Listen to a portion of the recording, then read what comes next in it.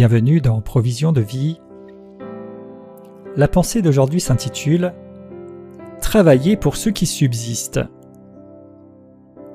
Jean chapitre 6 et au verset 27, Jésus dit « Travaillez, non pour la nourriture qui périt, mais pour celle qui subsiste pour la vie éternelle, et que le Fils de l'homme vous donnera, car c'est lui que le Père, que Dieu a marqué de son sceau. » Ils lui dirent « Que devons-nous faire pour faire les œuvres de Dieu ?» Et Jésus leur répondit « L'œuvre de Dieu, c'est que vous croyiez dans celui qui l'a envoyé. » Travaillez, non pour ce qui périt, mais pour ce qui subsiste.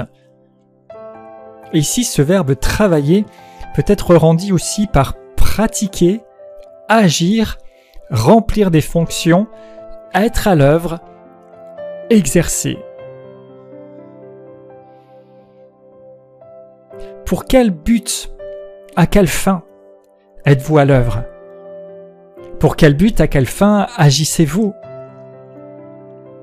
Et je dirais même dans le domaine de l'esprit, à quel but et à quelle fin pratiquez-vous et remplissez-vous les fonctions qui sont les vôtres?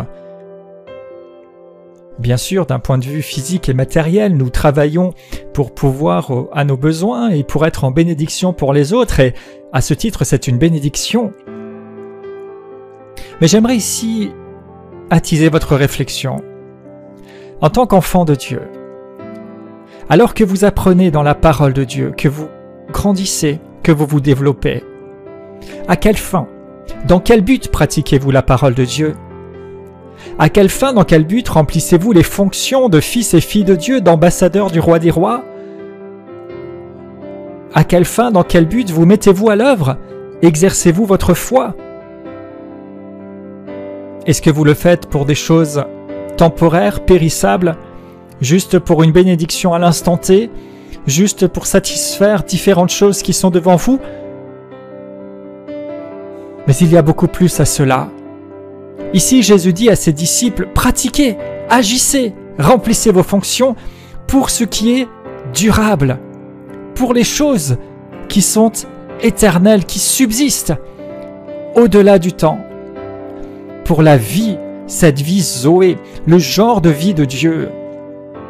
Je veux vous encourager aujourd'hui à élever vos attentes, à élever même votre vie spirituelle et votre démarche de foi. Bien sûr, la foi vous aide à faire face à vos défis quotidiens, mais il y a plus.